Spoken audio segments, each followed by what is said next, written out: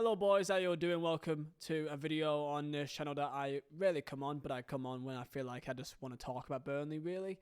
And this is off the back of another loss, one that we're quite used to. However, this does have a strange feeling to it, one that feels a bit more damning and apathetic. The reaction to the fan base after our 5-0 loss at home to Arsenal is one which I've seen with many of the clubs, that when Burnley was the Sean Dyche Burnley and we saw teams like Norwich or Fulham or Sheffield United when they're in this kind of season where they kind of know they're going down, they've not really got enough quality and they already know what's going to happen. The writing's on the wall and the kind of all-round experience going to the ground is just kind of numb, and the kind of buzz you get to go into the games and watching the games is no longer there, and it feels like we've hit that now, and everyone's kind of looking at the calendar thinking it's not too far away until it's May and it's all over.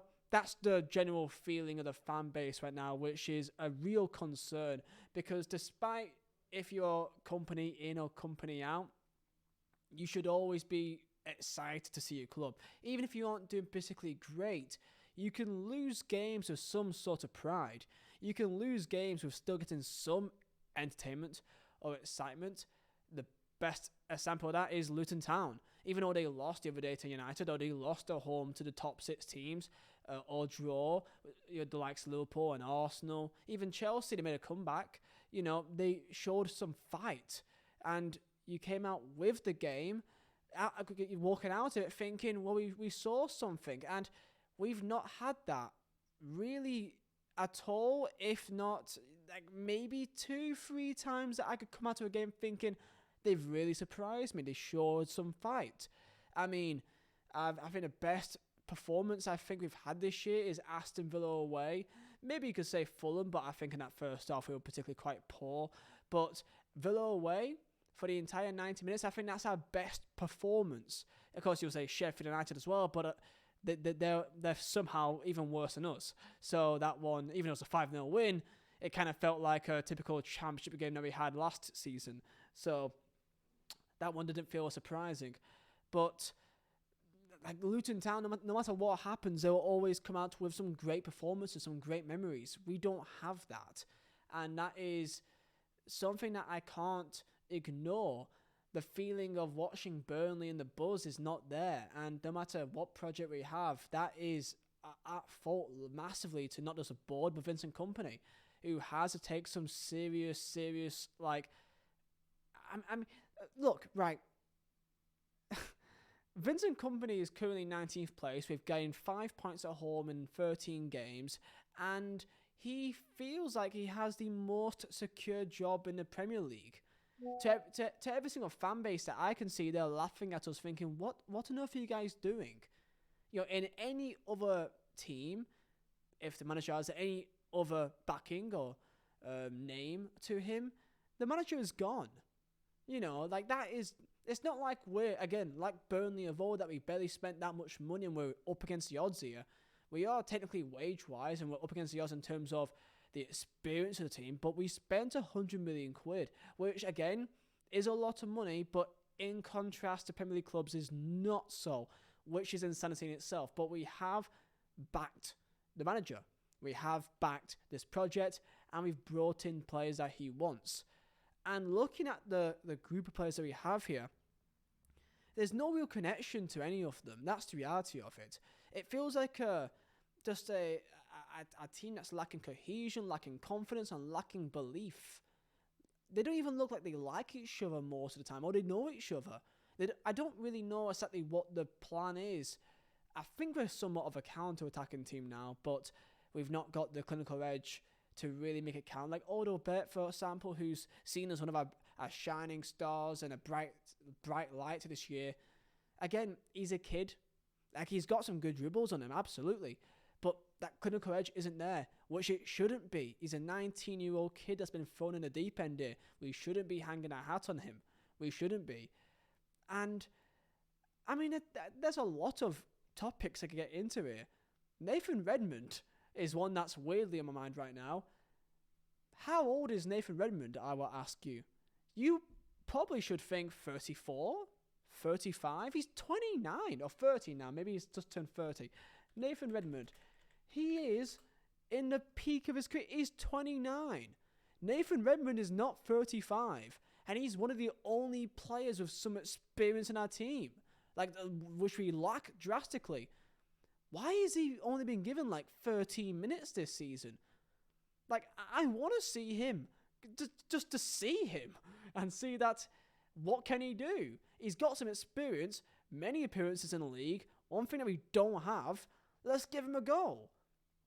But we're playing Aaron Ramsey, who unfortunately did get injured against Arsenal. It does look quite bad, so I wish him well with his recovery. But the decisions to play him out of position as a right midfielder is baffling. I've not said anything to warrant that. His best performance has always been as a number 10. The example is against United at home, which is by far his best performance, playing centrally. That's his best position. Why are we playing him out wide? I don't know. When we got a ton of wingers that can play there, like a natural right winger, one of our only, Emmanuel Benson, who, again, apparently was begged to stay or was convinced to stay, and yet is not being subbed on still. It took him a game or two to be even on the bench, but hear me out. Emmanuel Benson, genuinely, widely known to being one of the most effective players to sub on that I think I've ever seen, is just not even being subbed on. And it's not like he's been subbed on a ton of times and just not done anything. I saw a stat that I listened to the BON podcast, that Matt Lowton, when he was with us last year and we all knew was going and was going to be completely, just moved on for this new project, he played more minutes than what Manuel Benson has this year. Matt Lowton, who we all knew was going to go, has played more minutes for Burnley last season than what Manuel Benson has for Burnley this year. It's baffling. Why is he not being subbed on? Why is he not being given a go? Why, when we're 4-0 down, or 5-0 down at that stage, we're bringing on Vitinho, a right back, for Assignon? What's the point? And this is the main concern that I have. Look, we're likely going down. Yes. Very likely going down. I think it's 98% chance, likelihood that we're going down. That's fine. We understand the reality of the situation that we're in, right?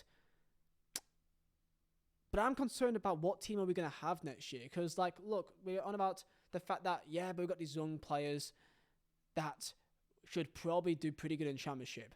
And we've still got a rather large team, bloated in some areas, that you'd think should do pretty well in Championship. Well, okay, let's do the teams, the players that's been brought in. How many of them will still be here? My guess is about maybe just less than half. So I think Amdouni will be gone. I think Odobert will be gone. I think maybe Sanderberg may be gone because there's some value in him still. I think Lyle Foster will be gone. I guess he's not a new signing, but I guess halfway there. But I think he'll be gone nonetheless. Who else? Koleosho could be gone as well. Of course, I don't know if these are sure things. Trezor, he has to be gone. He's not even played, which that's another question in itself. Redmond probably should be gone as well. Who else is left? I mean, there's a new lads from January, but I think they're all on loan, so I doubt they're going to stay if we go down anyway. So, because we spent a lot of money, 100 million quid. We're going to have to try to recuperate on some of that. Maybe out of all those players, get 30, 40 million quid. We're going to make a loss, obviously, but even if you spend 10, 15, 20 million in the Championship, even if you spend 10 million in the Championship, that's still a lot. 10 million quid in the Championship goes a long way. I think people forget the contrast of the riches between the Premier League and the Championship. It is vastly, the bridge is ever widening. That's why, there's so much talk about Powership payments and so much talk of an unfair playing field. When you look at Championship this year, who's going up this year? It'd be Leicester, Leeds, and then Southampton, and then Ipswich have done an incredible job but in reality shouldn't be put in that situation because they literally only got promoted. So other than that, it'd be the 3 that went down would be in a league of their own by quite some distance, which is a chance that could happen in next year. So the players that we brought in for this project will likely, a vast majority will go. We're gonna lose also a good amount of money as well, because really, other than Koleosho, a lot of them were spent. We paid about over 10 mil for a good chunk of them. Trafford as well. Will he stay? I don't know. I'll go on to about Trafford later. And then there's the players that were already here. I can't see most of them wanting to stay either. Like, look, if you're Muric, if you're Anasaruri, if you're Connor Roberts, if you're Manuel Benson, if you're Josh Cullen. I mean, those 5 players there. Is there any others I can think of that's been completely put to the wayside? Maybe 1 or 2, maybe kind of 50-50. But those 5 I could definitely think of that were all key players last year. That was part of our team that got us up in the first place in an amazing fashion that we all loved and had great connection and admiration to. Are they going to want to stay? Why would they? Why would any of those 5 players stay that haven't been given a chance, other than Josh Cullen, you may say? Roberts, again, you may say as well, but again, they only played a month, really. They really only played till like late September, then just been completely binned off. You know, like, why would they want to stay in the Championship? They've worked so hard to get to Premier League, and then just been thrown away the first opportunity almost. That's definitely the case for Zaruri or Muric or Benson. I don't think Muric even had a chance. So why would he want to stay? So I have no idea what our team would even be next year. And it also feels like a missed opportunity. These players that we got, like Zaruri or Benson, that we spent £3 million on each. I mean, you know, we could have probably sold for a good amount of money. You know, if we played them a bit and they did a semi-decent job, can probably generate 15 mil for them. 10, 15, 20 mil. Get some good profit. Who's going to buy them now?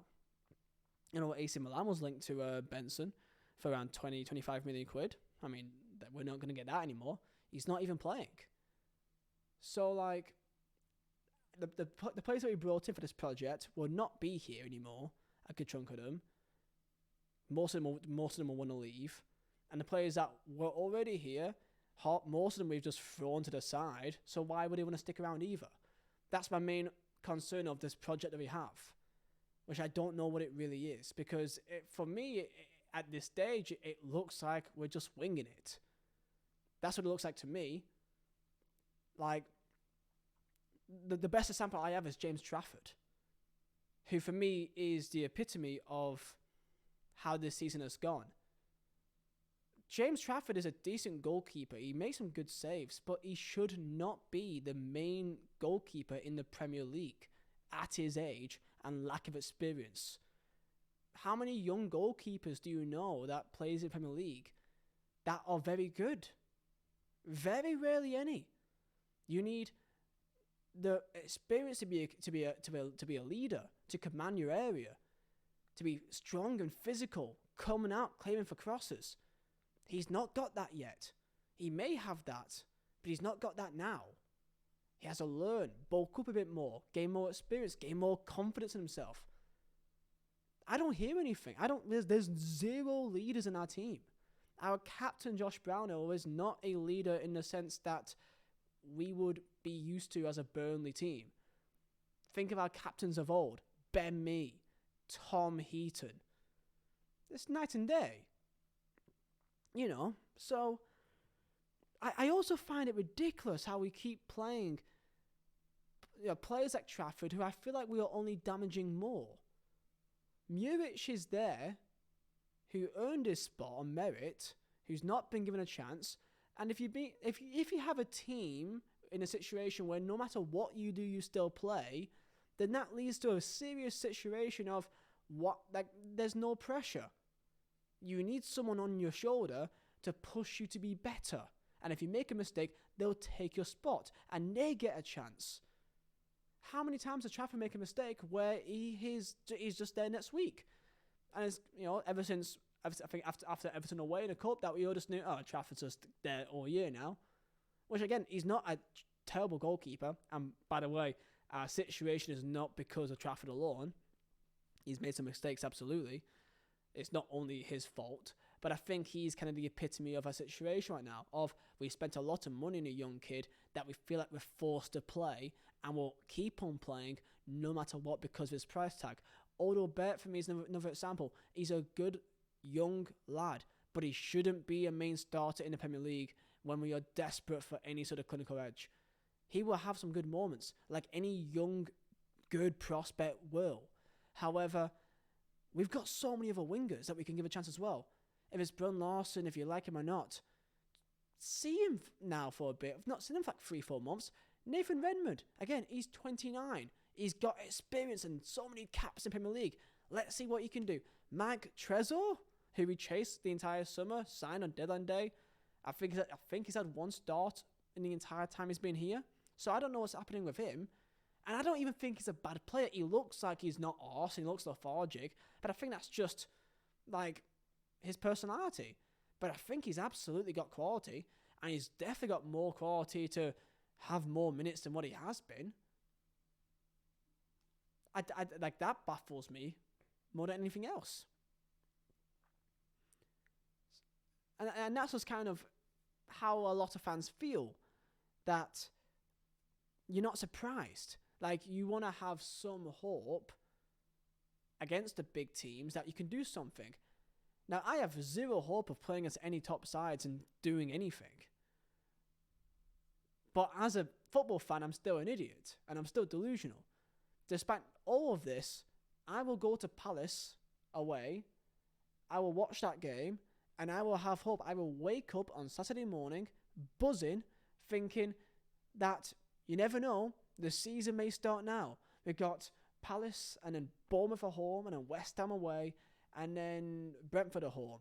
Those are 4 games that should be really winnable games if you are a decently competitive side in the Premier League. Those are a great 4 run of games if you were a side that had any sort of belief in yourself right now, or confidence, which we don't have.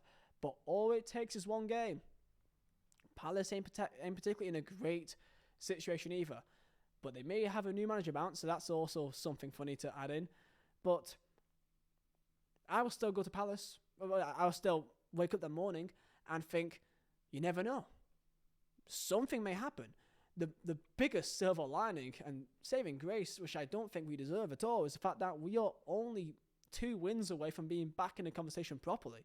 I think it was 7 points off 17th. The fact we are only 2 wins away from being really back in the mixer is a blessing that we do not deserve. Genuinely. I don't know how we've managed to still be in a situation where we actually still have a chance. And that's something that we cannot ignore. We cannot ignore whatsoever. Like, Company is saying some things now, which I think you can see that he's getting, like, the pressure is now hitting him a lot more. There's now been a few more questions that's a bit more harder by the journalists eventually, which I think is needed. He should be under pressure, because if he's not, then that is a bigger concern. You know, like, we already know the comments that the board made when we got promoted at Riverside, that they were saying that Vincent Kompany is like the prettiest girl in the entire town, which you are lucky to have, or I forgot the actual quote, but along the lines of Kompany is like the prettiest girl in town that you are just waiting for them to leave you, and you don't feel like you deserve, and you're clinging on to them. That's not how a club should operate. That's not what the owner of a club should operate. Like, yes, Kompany we all loved, and I still love. However, no matter what, they aren't bigger than the club. That is the main fundamental key. He's not bigger than the club. And if you feel like you no longer have a connection with the players and you're no longer looking forward to watching the games and just doing it for the sake of just being a fan, then that is a serious problem. And that's where a lot of people are at. And am I Kompanying him out? I'm Kompany in, mainly just because of the fact that I don't really think a new manager can save us. I think we're already too far gone. And I would rather be in a situation that, and I'm being known for a club that sticks with the manager even in bad times. And no matter how you feel, I still feel like our identity is still there. I kind of don't want to be in a situation like Norwich where they had Farke for all those years. They were known for playing some really pretty, expansive football, but just not really clinical, got the experience, or not physical enough when it matters in the Premier League.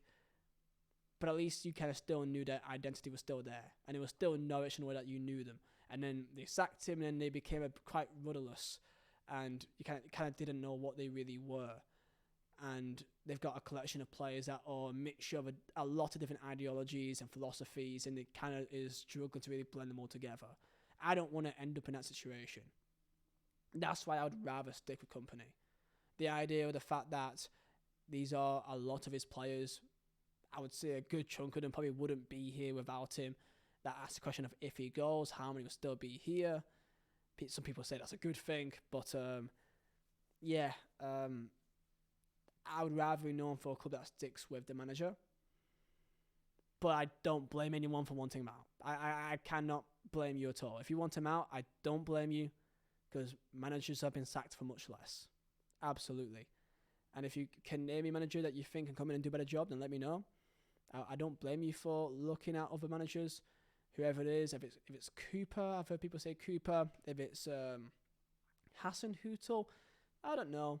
But yeah, that's kind of where I stand with that right now. But yeah, at the end of the day, I still have hope.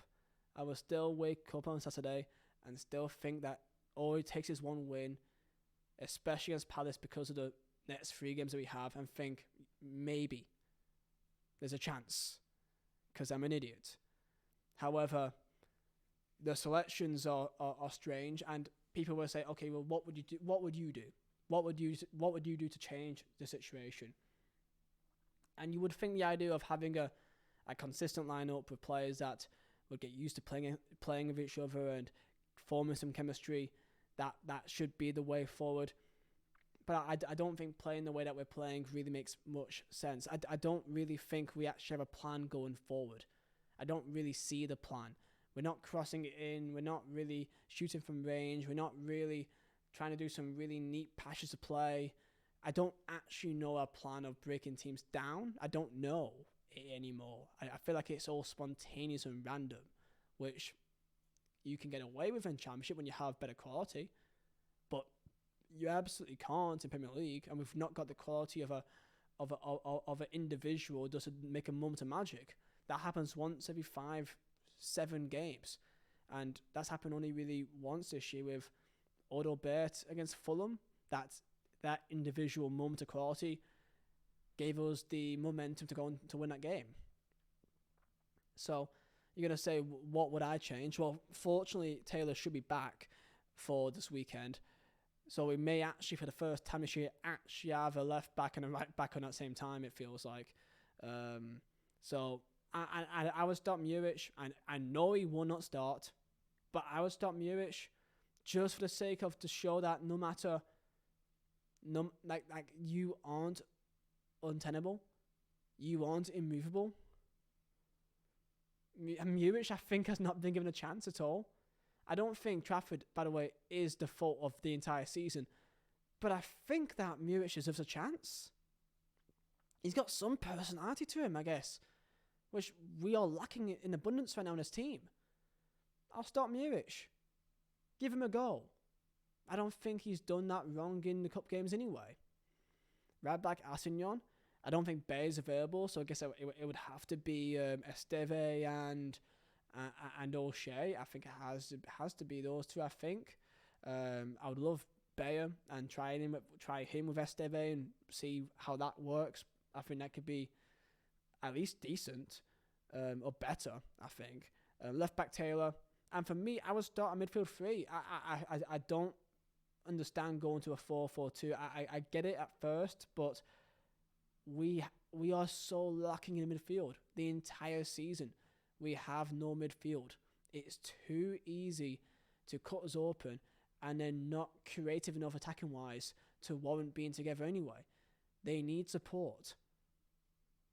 And what I would do for midfield 3 of sorts, I would go for, I mean, or you can maybe see it as a 4-4-1-1, so to say, maybe a 4-3-3 or 4-4-1-1. I would have Cullen, I'd have Berg, and I'd have Johan Berg Gudmundsson as a kind of number 10. Johan has been, obviously, for everyone involved, you can see that he's no longer a wide player. He's not going to pace for it. However, he's very technical. He's very smart on the ball, and he can cut an opening. The equaliser against Fulham is a sample of that.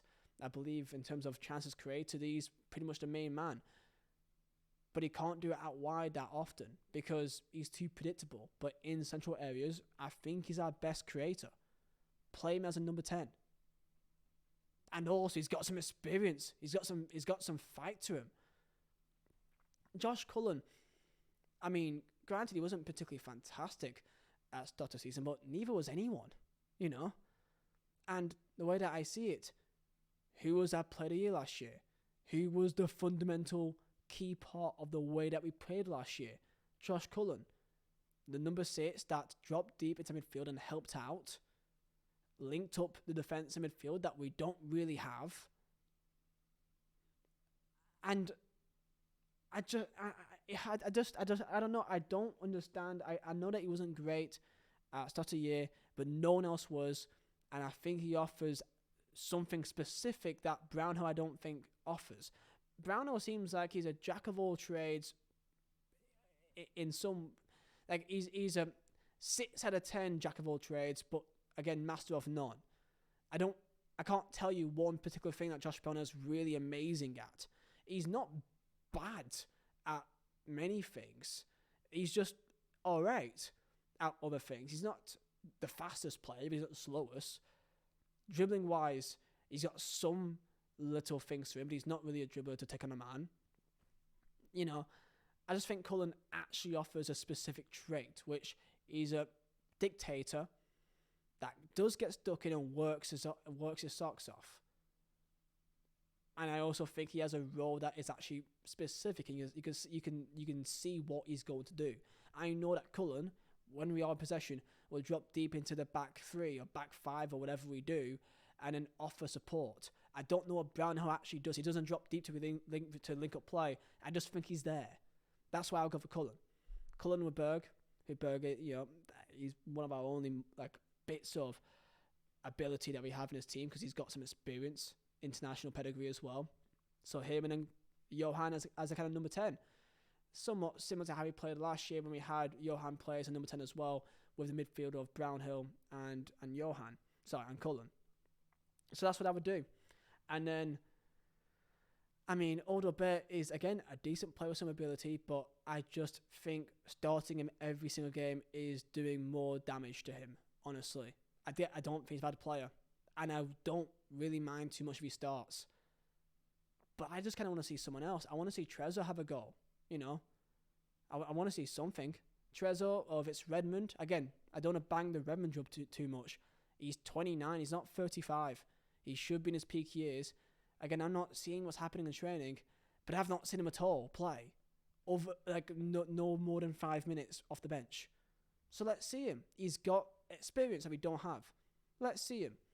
And then on the right-hand side, again, it could be a combination of players. If it's Brun Larson, we don't really have a natural right winger other than Manuel Benson. I don't think he'll start, and again, I think he is a player to bring on rather than start. So if it's Redmond on left or Redmond on right and then play Odobert on left, I don't mind too much. But I kind of want to see Trezor because I think because he's costing us 18 million quid, I think it's worthwhile seeing him, and I actually think he's got some quality and creativity that we don't have. And then striker, Foster's not available, so it has to be for Fana. I think Amdouni has to be put on a team for, I think just use him as a sub for time being. I think we need more support in midfield to link up play. Like if you want to do Cullen with Berg and Brownhill, you can, but I think Johan just offers a creative spark to cut open a team that we don't have without him. So that's what I would do. If you're going to say, what would I do to change the team? I'll do that. Muric in, Cullen in, Brownhill out, and have Johan in a central area. And that's what I would do. And just give it a go. That won't happen though, and that's an issue. Like, I think we've shown that it's not really working what we're doing.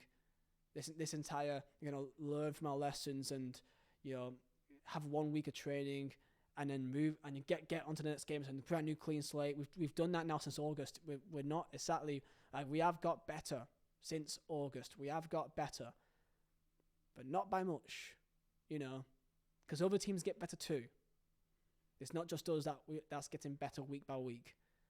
Other teams are by a much more increased pace than us. So that's my kind of general thoughts on the situation right now. And again, as I said, I'm still hopeful. I'm still delusional. I'm still a fan. I still love this club to my absolute core, and it still kills me each time that we lose. And I don't want to just roll over and say, next year, be decent in Championship, win some games, which I am like that on one side. I am thinking, if we go down, derby days, it'd be all right. Win some games, be class. But at the same time, I also want to not go out with a whimper. What's the point of having all that enjoyment in Championship, that entire season, just to throw it away? What's the point? Show some fight. I don't really care if we lose games or get relegated, as long as we show some fight and not go down with a whimper. I want to have some hope. I don't want to go down when there's 10 points in between us and the next team in 18th or 19th or 17th. I want to actually go into the final few games thinking maybe. And if we go down, we go down. But I want to see some fight, because we haven't shown that enough. We've shown that at some moments, but not enough. So that's what I would do. And tell me your thoughts down below. See ya.